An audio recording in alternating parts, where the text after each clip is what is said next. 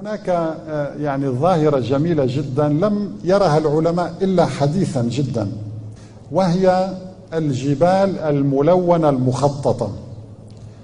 سبحان الله، هذه الجبال الملونة موجودة في منطقة في غرب الصين، موجودة غرب الصين.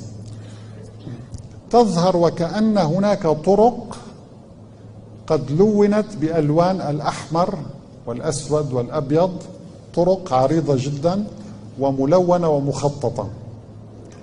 الله تعالى أشار إلى هذه الجبال قبل 14 قرنا في آية لطيفة يقول فيها تبارك وتعالى: ألم تر أن الله أنزل من السماء ماء فأخرجنا به ثمرات مختلفا ألوانها ومن الجبال جدد.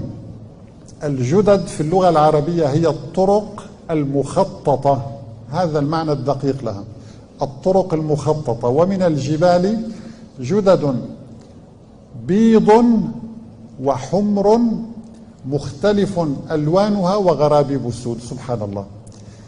النبي عليه الصلاة والسلام هل رأى مثل هذه الجبال؟ لا طبعا، هذه لا توجد في الجزيرة العربية ولا توجد في أي منطقة أخرى إلا في غرب الصين. عندما أنبأ القرآن الكريم عن هذه الجبال وحدد لنا ألوانها، عندما نرى مثل هذه المشاهد لابد أن الإنسان بالفعل يزداد إيمانه بالله عز وجل. من الذي أنبأ النبي عليه الصلاة والسلام بهذه الحقيقة؟ يعني سبحان الله، من الذي خلق هذه الجبال؟ من الذي أعطاها هذه الألوان الزاهية؟ إنه الله تعالى الذي قال: صنع الله الذي أتقن كل شيء إنه خبير بما تفعلون. سبحان الله.